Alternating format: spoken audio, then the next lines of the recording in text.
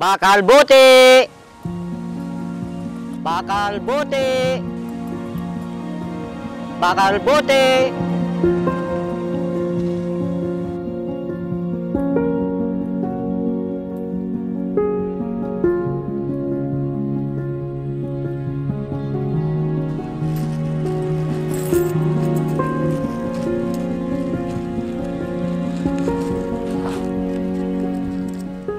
Ayos, marami akong napagbenta ngayon. May pambili na ako ng ulam.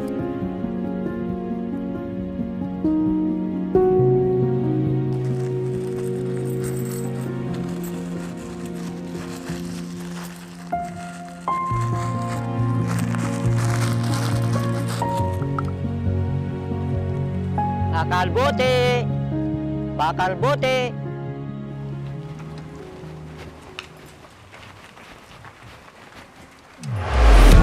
Bakit mahal? Anong ibig sabihin nito? Aalis na kami dito ng mga anak mo. Sawang-sawa na ako sa ganitong pamumuhay. Teka, huwag kang magpadalos-dalos. Pag-usapan natin ito, mahal. Tama na, Romeo. Matagal na kami nagtitiis ng mga anak mo sa ganitong sitwasyon natin. Sabi mo noon, gagawin mo ang lahat para guminhawa ang buhay natin. Pero ano, mas mahirap pa tayo sa daga.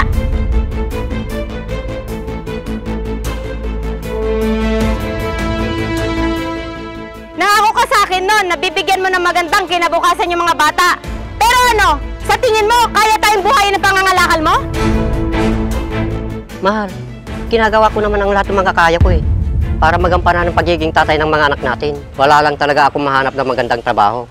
Ang sabihin mo, tamad ka lang. Di ba may pinag-aralan ka naman? Ba't hindi mo gamitin? Mahal, matagal ko nang ginagawa maghanap ng trabaho. Pero wala talagang gustong kumuha sa akin. Ayoko na, Romeo. Hindi ito yung buhay na pinapangarap ko para sa mga anak natin. Basta, nakapag-desisyon na ako. Aalis na kami ng mga anak mo. Tara na, mga anak.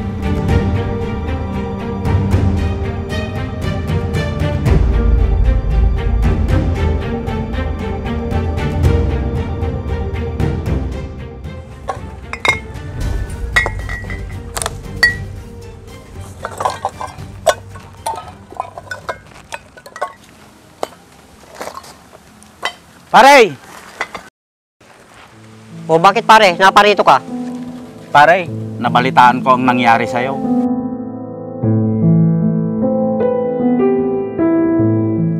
Oo pare, iniwan na ako ng pamilya ko. Pare, hindi pa katapusan ng mundo. Kung ganun man ang nangyari sa'yo, gawin mo itong inspirasyon.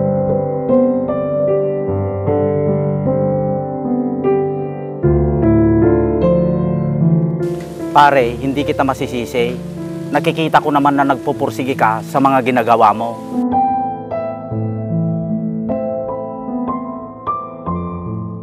Salamat pare.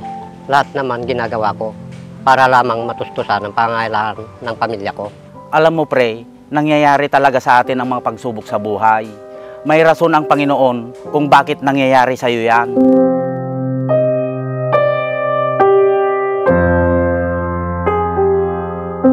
Salamat pare. Basta pare, kung kailangan mo ng tulong, nandito lang ako. Salamat pare. Paano pare? Alis na ako, may lakad pa kasi ako. Sige pare, mag-ingat ka. Ikaw din pare.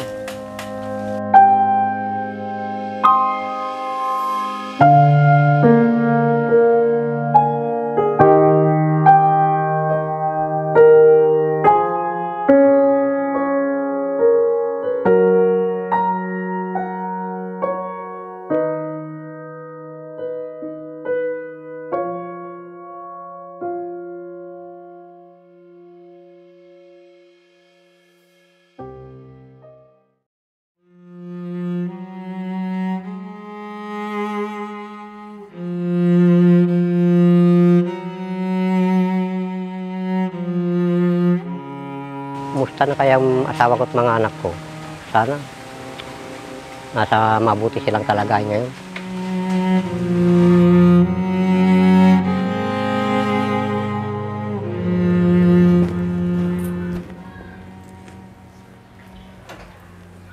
Nay, pwede ka po ba namin makausap? Ano yun, anak? Nay, kamusta na kaya si tatay? Ano na kayang buhay niya ngayon? Mga anak,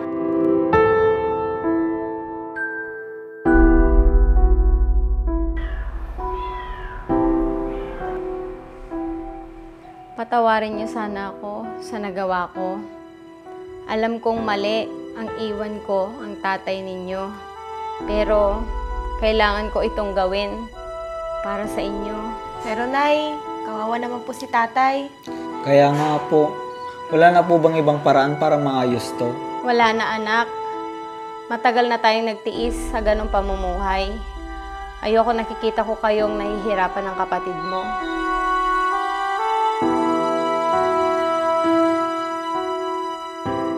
Gagawin ko ang lahat para sa inyo mga anak. Kung kinakailangan na magdoble kayod ako, gagawin ko basta para sa inyo. Mahal na mahal ko kayo mga anak.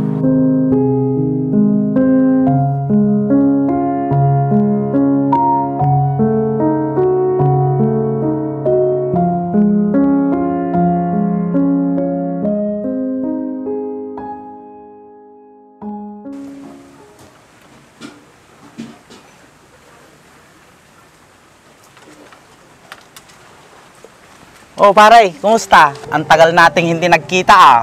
Eto, mabuti naman, kahit papano. Yan, ganyan pare. Tuloy lang sa hamon ng buhay. Kaya nga pare, kung hindi dahil sa'yo, hindi ko na sana alam ang gagawin ko. Ano ka ba pare?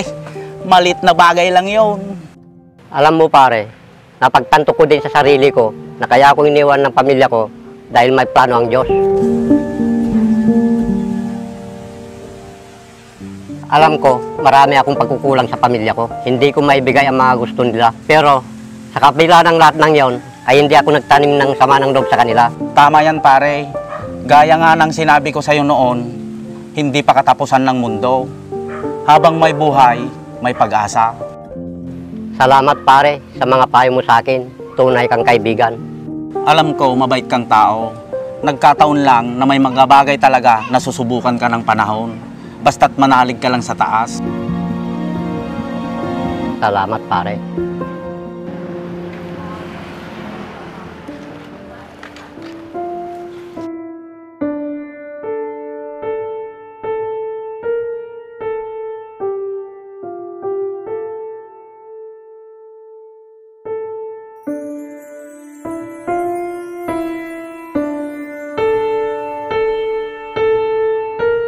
Diyos ko, patawarin niyo po ako sa mga maling nagawa ko, lalong-lalo na sa aking pamilya.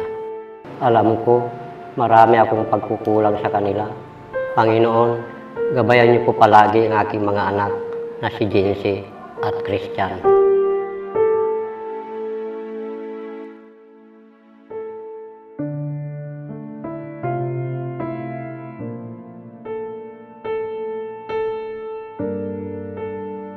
Huwag niyo po silang pababayaan sa mga araw-araw na ginagawa nila.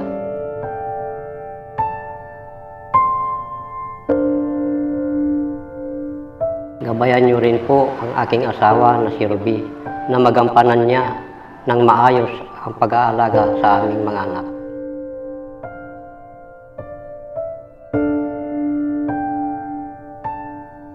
Kayo na po ang bahala sa kanila. Panginoon, isa lang po ang aking hiling na sana'y palang araw mabuo ulit ang aming pamilya. Maraming salamat po. Amen.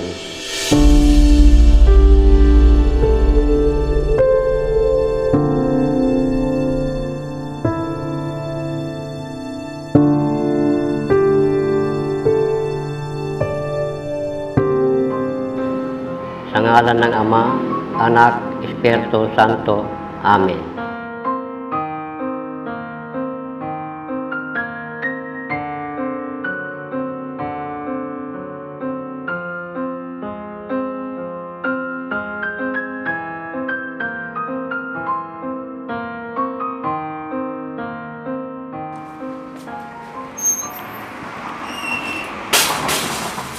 Alis muna ako ah. Kayo munang bahala dito sa bahay. Sige po.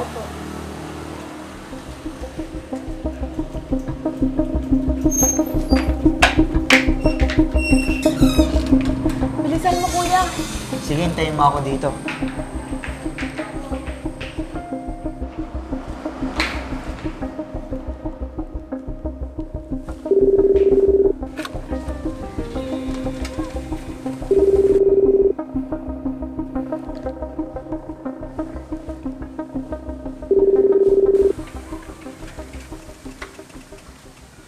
Sino to? Tay, si Christian to. Kamusta na po kayo? Anak, ikaw pala. Mabuti lang naman ako. Kumusta kayo dyan? Ayos lang naman kami, Tay. Kasama ko po si Jency ngayon. Tay, kamusta na po kayo?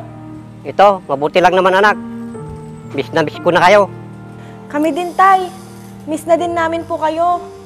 Patawarin mo sana ako. Tay, wala naman po kayong kasalanan. Huwag niyo pong sisihin yung sarili niyo sa nangyari. Lagi mong tatandaan, mahal na mahal ko kayo ng kapatid mo. Mahal na mahal din po namin kayo, Tay.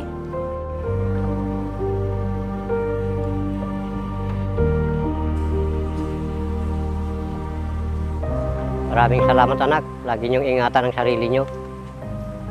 Kayo din po, Tay. Lagi po kayo mag-iingat, ha? Sana balang araw, makasama ko na kayo. Sana nga po, Tay.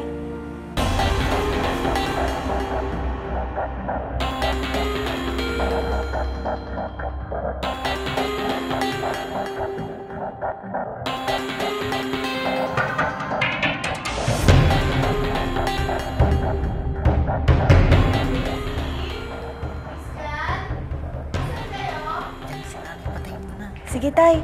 Nahanap na po kami ni Nanay. Sige anak, mag-ingat kayo.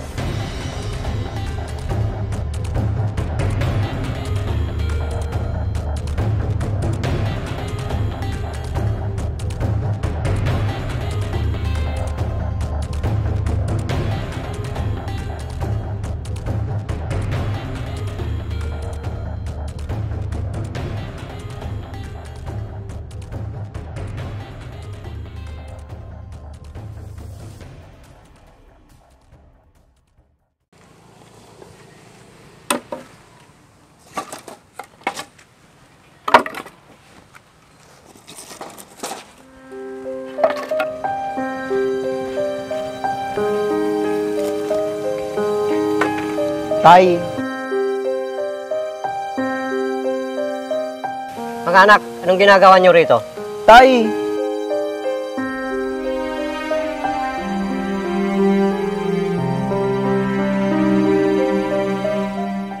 Tay, kumusta na po kayo? Ayos lang ako, Christian. Ikaw, Jency, kumusta ka na? Ayos lang naman po ako, Tay. Siya nga pala, buti pinayagan kayo ng nanay niyo. Sa totoo lang po, Tay, tumakas lang po kami. Si Jency po kasi nagpilit. Gusto daw po kayong makita. Ako anak, sa susunod, huwag mo na ulit gagawin yun. Baga magalit ang nanay mo sa inyo. Wala naman po akong magawa, kaya pinagbigyan ko na. Ayos lang po yun, Tay. Minsan lang naman po. Pasensya na po. Gusto lang naman po namin kayo kamustahin at makita. Pasensya na kayo mga anak, kung hindi ko maibigay buhay na gusto ng nanay niyo. Tay, pasensya na rin po kayo kung di kami makadalaw. Utos po ng nanay na huwag kami pumunta dito. Kaya nga, Tay. Gustuin man po namin kaso hindi po talaga pwede. Sana po maintindihan niyo po kami. Mga anak, naiintindihan ko kayo. Sapat na sa akin na makita kayong dalawa. Sana mapatawad niyo ako. Tagal na po namin kayong napatawad, Tay.